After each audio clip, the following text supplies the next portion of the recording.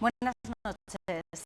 Decenas de profesionales de la justicia se manifestaron ayer en protesta por la llamada ley de tasas.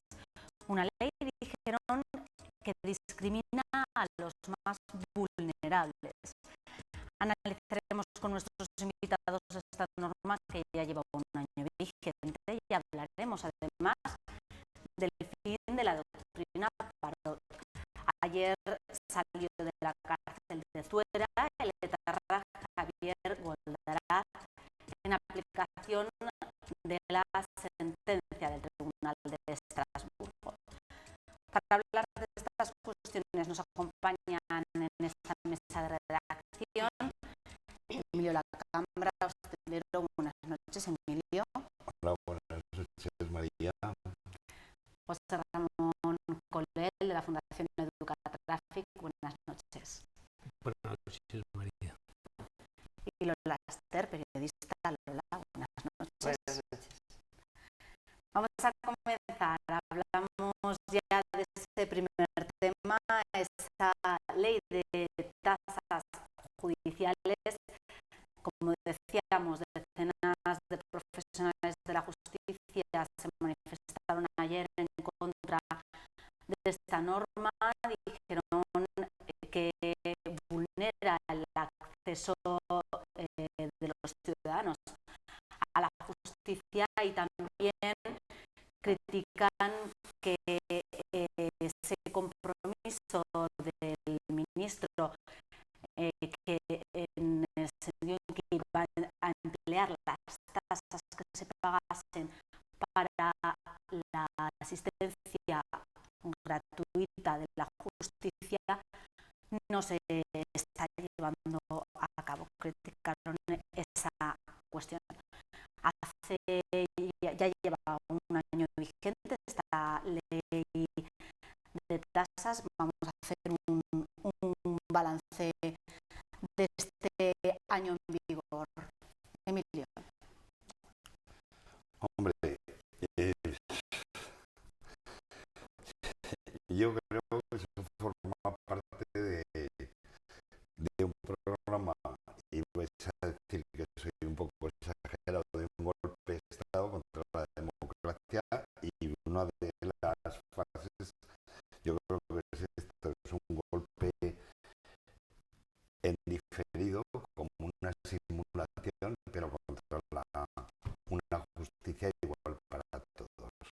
Y esa sería la primera valoración, independientemente de la respuesta que están dando efectivamente prácticamente todo el mundo de la judicatura, porque ha habido una unanimidad, yo creo que en casi todo el colectivo, incluso en las agrupaciones de jueces más conservadoras, tampoco les ha gustado, ¿no? Y efectivamente, y luego pues yo apuntaría también la respuesta que da el ministro, que decía que todo lo que se iba a recaudar se iba a reinvertir en la justicia, y no ha metido ni un solo euro. Esos 100 millones creo que han recaudado de 103 millones más o menos. España. De momento no ha metido ni un euro en mejorar el sistema de justicia español, ¿no? Que por cierto es bastante obsoleto, y lo que confirma es que lo que quieren es una justicia para ricos. Es decir, el que tenga dinero podrá dilatar un proceso jurídico montones de años, y ahí está el caso Fabra, por ejemplo, de cómo se puede dilatar un proceso y lo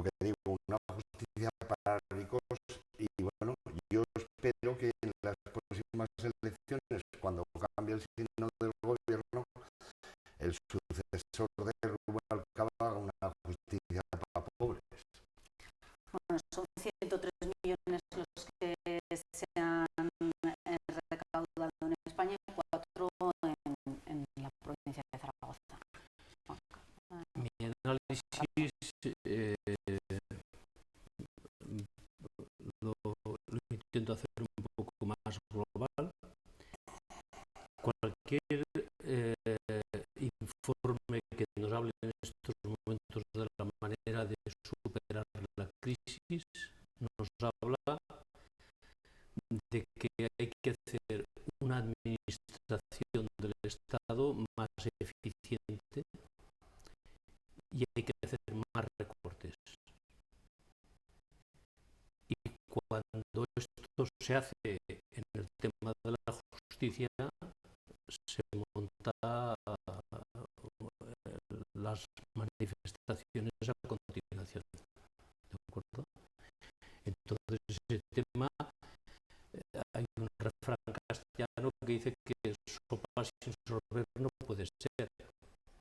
O sea, si queremos realmente que sea un Estado que haya recortes, que haya para salir de la crisis que estamos hablando siempre que la administración es tremenda y no sé cuántas cosas,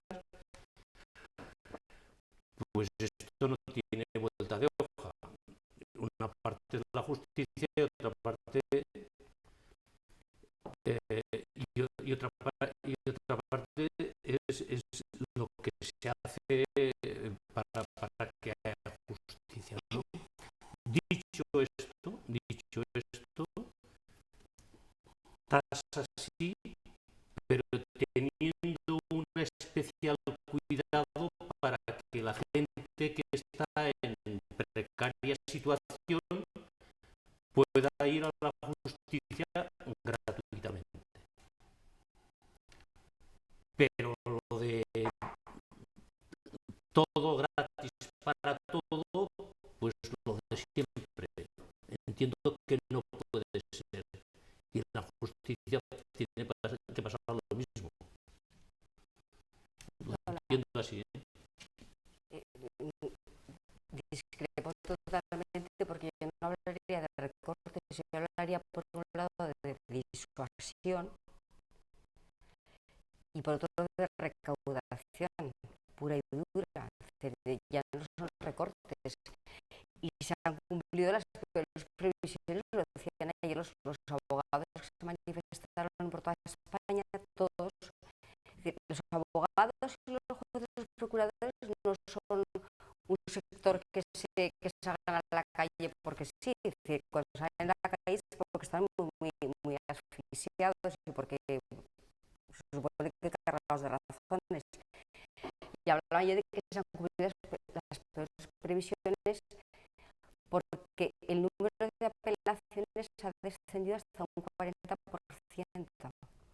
Y si tenemos en cuenta que las sentencias de las audiencias provinciales se recurren en un 40-50%, veremos inmediatamente que claro, no puedes recurrir porque no puedes afrontar las tasas, con lo cual la primera sentencia te la tragas, sí o sí. Entonces, primero, es una medida disuasoria, que asuste con lo que le caiga. Decir, ¿cómo vas a recurrir una multa de tráfico aunque tengas toda la razón? Si te va a costar 200 euros recurrir una multa de 100 euros, no tiene sentido. Entonces, claro, no vas a hacerlo. Ya lo trasladamos a sentencias mayores y claro, la gente no puede estar ahí ni apelando ni recurriendo porque te puedes eternizar, aparte de eternizar, es decir, arruinarte del todo. Entonces, bueno, la medida recaudatoria es tremenda.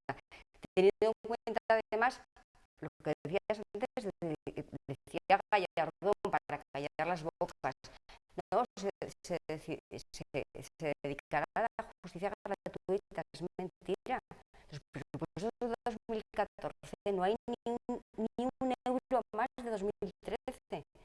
No, ni un euro va a ir de este dinero de las tasas a la justicia gratuita.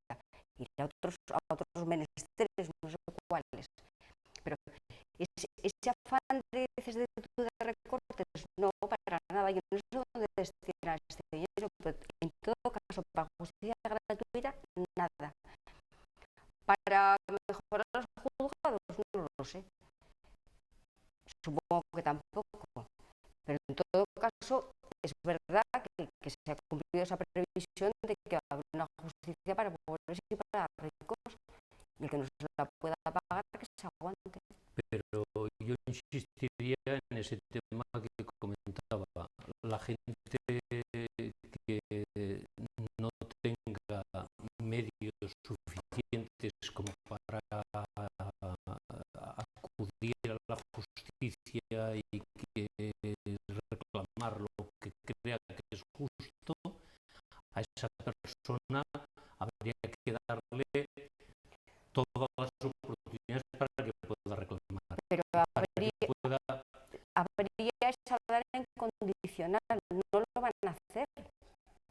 Es claro que estaría bien, pero no lo van a hacer. Ahí es donde está el fallo. La prueba la tienes, que no se ha dedicado ni un euro más para la justicia gratuita, no lo hay. Ahí entiendo que es donde está el fallo, pero yo lo que entiendo que lo de antes de a caño libre, a grifo libre, para que todo el mundo haga lo que quiera y todo gratuito, por esto no puede ser. Las costas se pagan, Sí, pero se pagan. José Ramón, yo lo que creo es que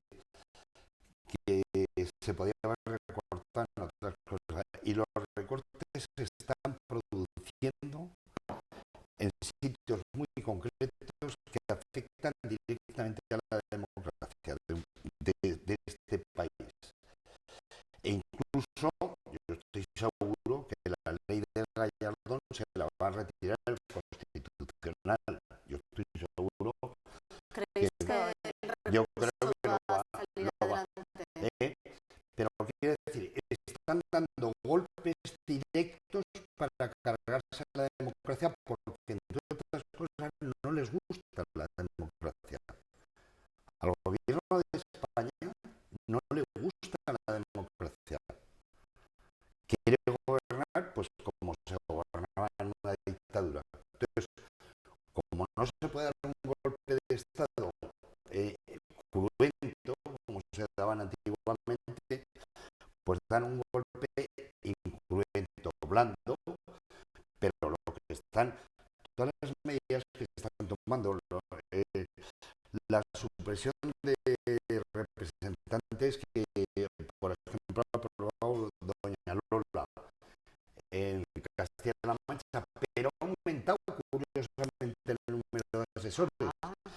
Todos esos son golpes contra la democracia, es decir, están recortando los sueldos de los diputados y aumentan o triplican el número de los asesores.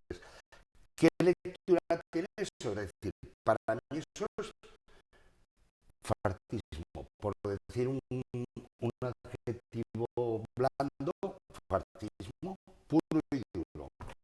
A ver,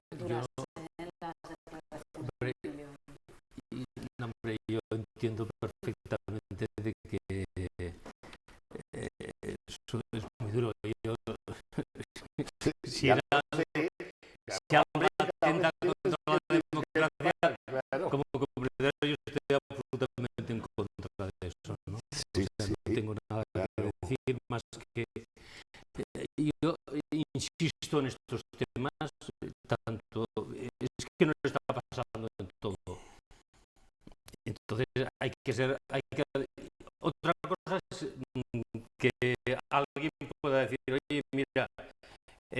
justicia, en la educación y en la sanidad, eso no debería pasar nunca. Vale. Pero alguien dirá además, yo además esto pondría en no sé qué y otro pondría en no sé cuándo. Entonces habrá que mirar en qué se recorta.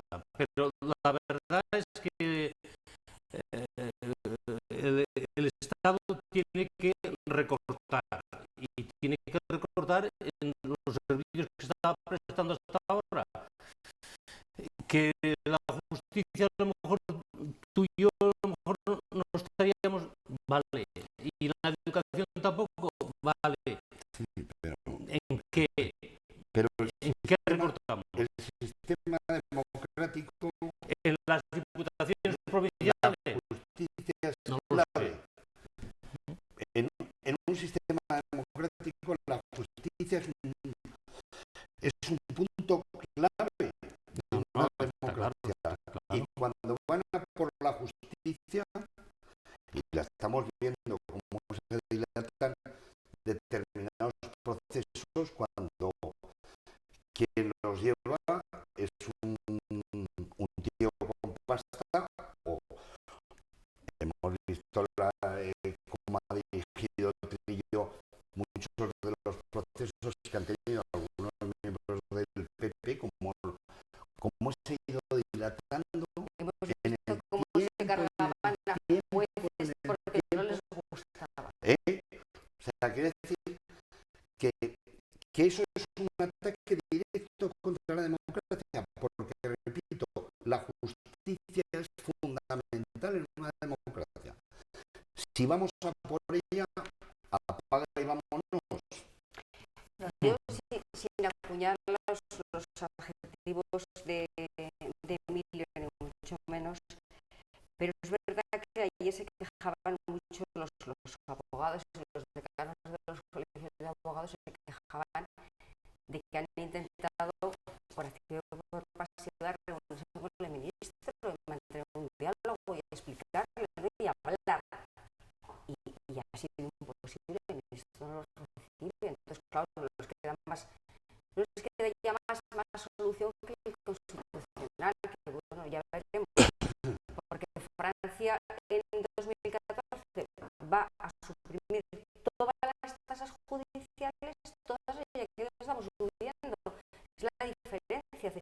Hay unas tasas mínimas, pues las van a suprimir efectivamente, porque además son tiempos, estamos viendo tiempos en los que cualquiera tiene que pasar por un juzgado por 20.000 razones, pues porque te sientes agredido, porque te han echado del trabajo, por 20.000 cosas. Y claro, es un momento, además de la dureza del momento que estamos viviendo, si encima ya te cortan las puertas para entrar en un juzgado a defender tus derechos, o lo que tú crees que son justos, pues en fin, es verdad que es un atentado, francamente. ¿Crees que el Constitucional lo echaría para atrás la ley? Pues ya no lo sé, porque como depende también de las fuerzas del Constitucional, las fuerzas en los sistemas judiciales están tan repartidas políticamente, pues ya no lo sé, tampoco es de fiar, francamente. Ya siento decirlo. Hombre, lo que yo pienso es que esta ley atenta contra, yo creo que atenta directamente contra lo que es la Constitución española y aunque efectivamente estoy de acuerdo contigo, Lola, de que efectivamente la composición del Constitucional es una composición muy determinada, con una presencia de juristas conservadores, yo espero que tengan la honestidad profesional para echarla atrás, esa ley. José Ramón.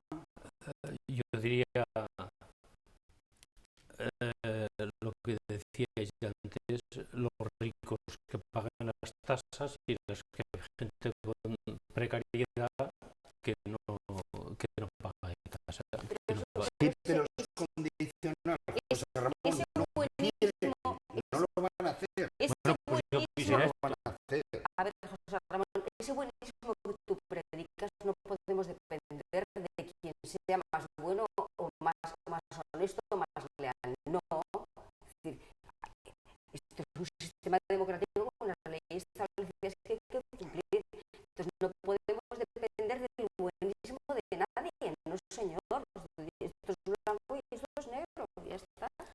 Bueno, vamos a seguir hablando del tema de unas cuestiones judiciales, en este caso del final de la doctrina Parot. Ayer salió de la cárcel de Zuera el etarra Javier Goldaraz en aplicación de la sentencia de Estrasburgo que ponía fin precisamente a esta doctrina. Con él son más de medio centenar los presos que han sido excarcelados después de su derogación. Bueno, ¿cómo creéis que está llevando la ciudadanía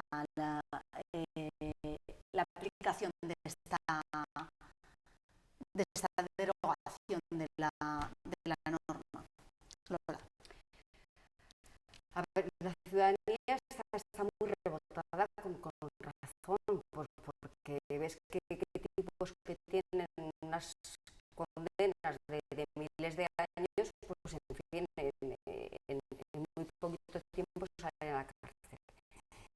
Eso en general, pero luego si analizamos las sentencias y las condenas y cómo salen, pues podemos ver, y estaba viendo un tipo que efectivamente de Zabarte, que le condenaron un montón de años porque tiene 17 asesinatos a sus espaldas, ha cumplido 29 años de una condena máxima de 30, que es ahí unos meses antes. Entonces, están cumpliendo. Para mí 29 años de cárcel me parece que es una condena severa, francamente. Todo el mundo no piensa igual que yo, pero bueno. Entonces, no están saliendo a los 15 o 20 años, están saliendo cumpliendo penas porque estamos hablando que se reformó el Código Penal, desde que se hizo esta reforma, pues en fin, ya se pusieron las cosas, los puntos sobre las sillas. En todo caso, están cumpliendo las condenas, no las que les corresponderían con la ley Parot, pero sí las que les correspondían con el Código Penal que fueron juzgados. Entonces, nos guste o no nos guste, hemos establecido, yo defiendo las leyes igual que antes, ahora, es decir, esto es lo que tenemos. Entonces, si no nos gusta, vamos a mejorarlo. Y ya lo mejoramos, pero hasta que lo mejoramos, metimos la pata muchísimo. Bueno, pues esto es lo que queda. Yo ahora lo que espero, porque el Congreso parece, bueno, yo es que he visto las últimas intenciones del gobierno de además pagarles subvenciones a quienes están saliendo de la cárcel sin cumplir esa pena que nos gustaría a todos que cumplieran, sino la que está establecida. Está hablando de que cobren las subvenciones, de que cobren paro, de que cobren. Yo estoy de verdad, estoy abochornada, me parece un insulto, porque en todo caso, todos estos tipos que han estado en la cárcel, 17, 20, 30 años, no han cumplido con su obligación moral, que era resarcir económicamente a las víctimas. No han cumplido porque tenían dinero. Y fueron condenados a sanciones y a multas tremendas. Bueno, pues que no hablen encima de. A mí eso ya me parece un desprecio tremendo que se está que se les pueda pagar unas subvenciones y unos paros. De verdad que eso ya me parece escandaloso. Emilio. Sí, yo compartiendo absolutamente todo lo que has dicho, Lola, yo me quiero centrarme también en la excarcelación de los delincuentes comunes, que me parece muchísimo más grave, porque al final y a la postre, los etarras que están saliendo ahora, y dada la posición política que tiene lo que era su entorno político, de colaboración, de implicarse en el proceso democrático, es decir, pienso que esta gente, si no se ha regenerado, no tiene ya campo y va a tener que acomodarse a lo que es la vida democrática de Euskadi. En cambio, los otros delincuentes, los violadores, que hay verdaderamente gente que no se va a recuperar, estoy seguro, los asesinos, los psicópatas que van a salir, que han salido o van a salir, a mí ese problema me preocupa infinitamente más que los etarras que están escarcelando, porque lo que has dicho tú, es decir, uno ha cumplido 29 años, le quedaba un año, es decir, son las leyes, quiero decir, nos guste o no nos guste. Ahora, con la nueva legislación que hay, pues supongo que tendrán que cumplir los 30 años de condena, pero bueno, es que eso es así, es decir, y la condena a Estrasburgo lo único que ha hecho ha sido reconocer la legislación que había en España hasta el año 93 o 96, ¿no? Que es cuando se cambia la ley. Pero yo digo, esos otro tipo de delincuentes que me parecen infinitamente más graves para la convivencia en estos momentos en el colectivo español, me parece mucho más grave que el problema que pueda generar los etarras, porque al final los etarras sí, para las familias de las víctimas, encontrarse con el que ha matado a tu padre, a tu hermano o a tu marido, encontrártelo por la calle tiene que ser terrible, ¿no?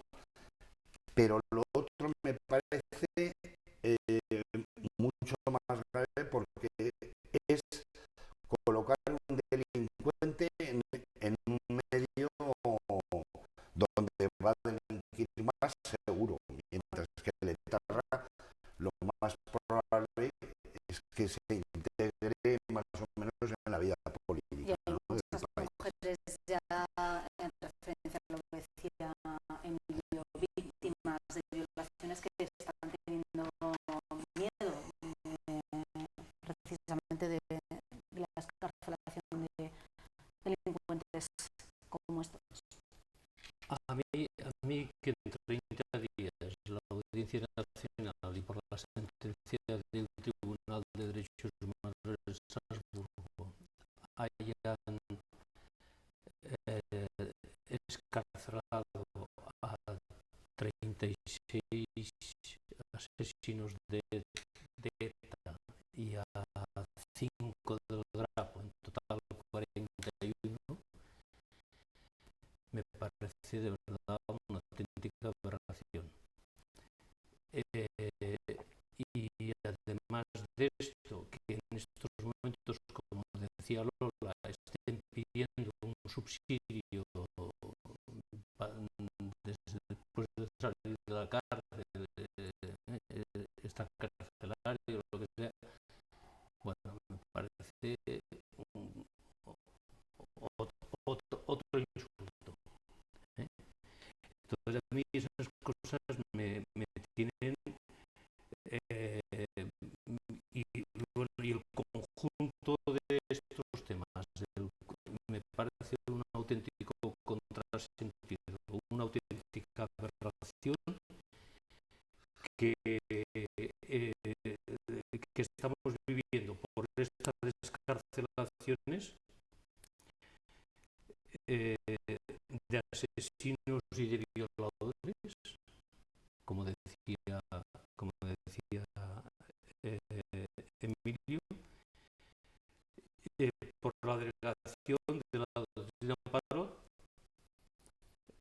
Será legal todo esto, pero es auténticamente injusto. O sea, estas cosas a mí me parece que aquí la legalidad es la que es, efectivamente, no se ha hecho ninguna cosa rara, pero yo lo decía en la tertulia anterior, me parece que no sé cómo decía, que la gente, las personas de las tinieblas son mucho más astutos que las personas nobles de por vida, ¿no? Bueno, en referencia a los subsidios, a que puedan cobrar los subsidios de desempleo, el gobierno está planteando exigir arrepentimiento a los etarras en este caso. Pero vamos a ver, es una falacia.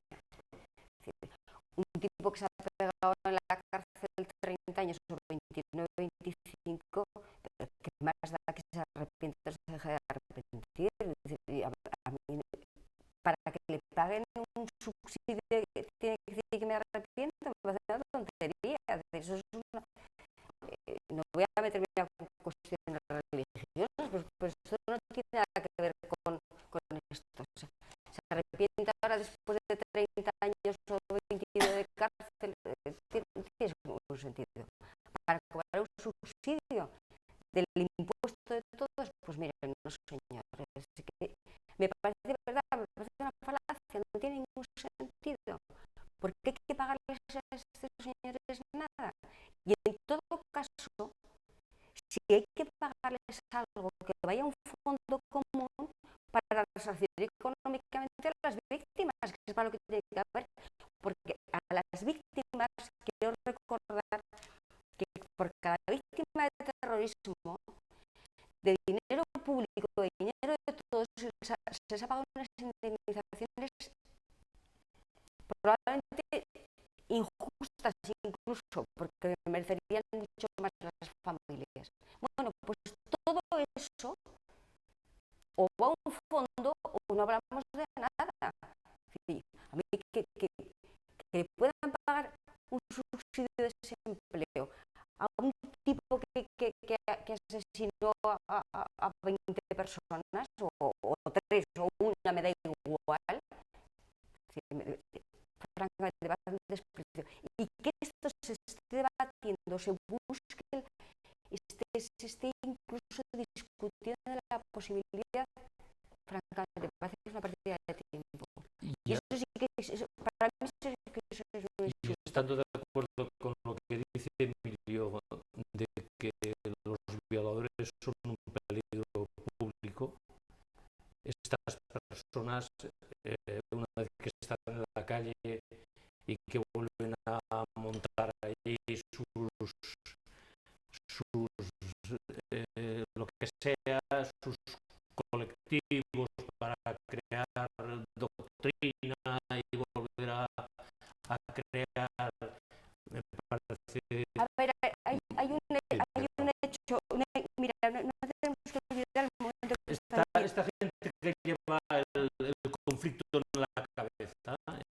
que no ni están arrepentidos ni se quieren arrepentir. Y es más, la justicia está con ellos porque ellos son ideólogos y Mira, José Ramón, me hay parece... un hecho. Yo estoy viendo ayer a estos tipos de la cárcel y rondan entre los 50 y pico 60 años.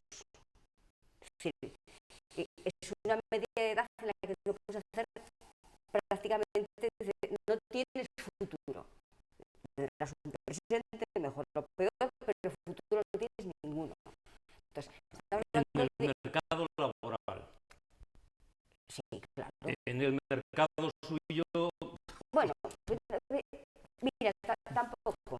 como Porque ideólogos... las cosas afortunadamente están de manera muy distinta. Bueno, que En todo caso, son los tipos que, bueno, insisto, pensando en el momento que estamos viviendo un momento en el que muchos jubilados, muchos abuelos, muchas familias están viviendo de la pensión de los jubilados y de los abuelos.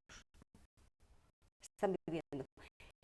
Estos tipos probablemente tienen un entorno familiar que les permitirá vivir, si no bien, al menos con ese pequeño apoyo familiar. Bueno, pues que se conforme con lo que está conformando la inmensa mayoría de este país.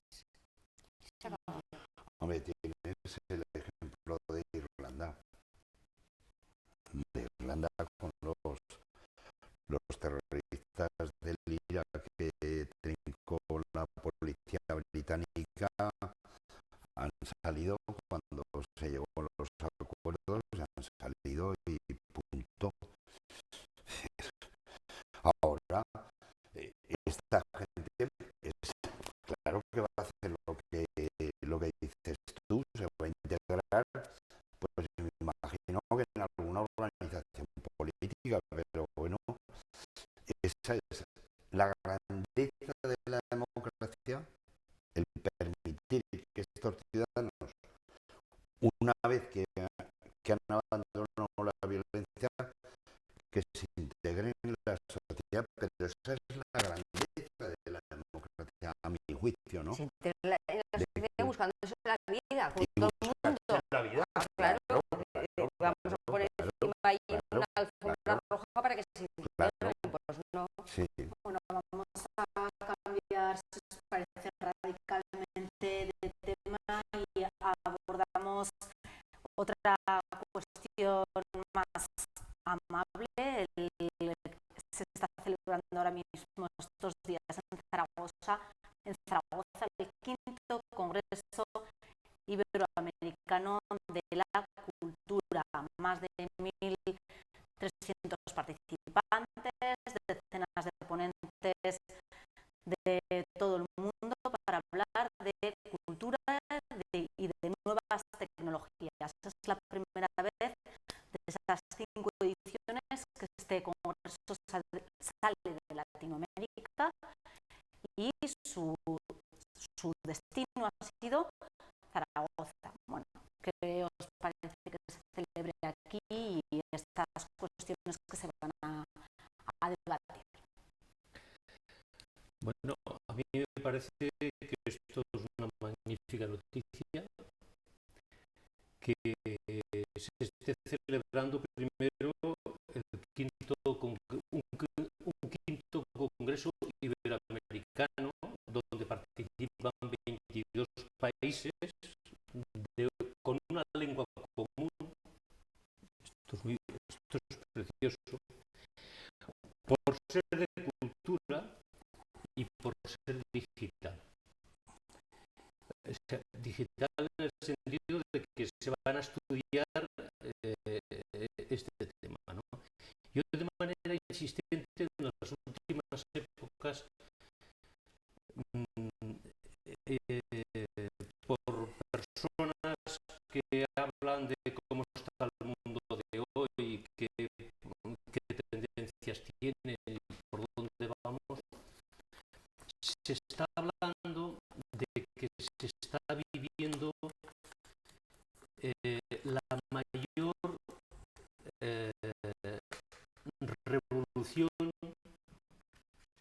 que ha existido a lo largo, en toda la historia, que supera a la revolución neolítica y a la revolución industrial. Entonces, en estos momentos, ¿y en qué se basa esta revolución? Además, me impresiona cuando lo dicen, y cuando hace poco el consejero delegado de Telefónica lo estaba diciendo en una conferencia y decía: señores, la revolución va con ustedes, la llevan en el bolsillo, la llevan en el smartphone que llevan en el bolsillo, que es un auténtico y potente ordenador. Ahí está todo lo que ustedes en cualquier momento tienen al alcance de la mano, ¿no? Y a mí esto me impresiona. Y que eso se esté tratando en estos momentos en un congreso y aquí en Zaragoza es muy importante, y que además será muy importante las conclusiones que se saquen de este congreso. Expectantes. Emilio, expectante también. Sí. Bueno, primero aplaudir el que se ha celebrado en Zaragoza. Me parece un éxito para el ayuntamiento, que ha sido el convocante, el que ha organizado todo. Me parece un éxito. Dos,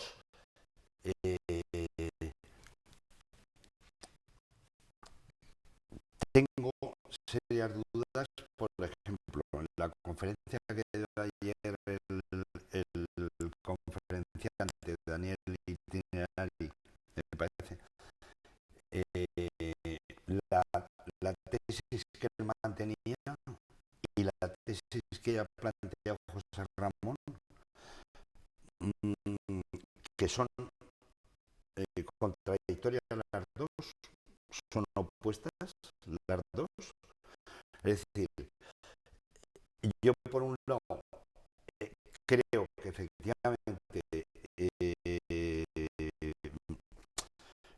Internet y toda la revolución digital es importante, y sobre todo en el momento que estamos viviendo, sobre todo en estos países ya desarrollados, en la que vemos como los medios de comunicación cada vez están en manos, los medios importantes de comunicación están en manos de núcleos económicos muy concretos. Es decir, en estos momentos en España los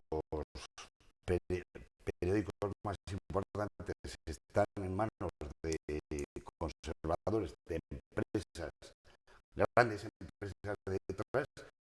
Es decir, lo que mediatiza mucho la libertad de expresión, incluso el periódico que todos pensamos de Madrid, que era un poco el que representaba la progresía, pues desde que entró el grupo norteamericano, creo que ha cambiado notablemente su línea editorial. Entonces, toda esa concentración de poder, y que desde luego la derecha, y sobre todo la derecha más derecha, tiene claro de que tiene que controlar los medios de comunicación, posibilita que a través de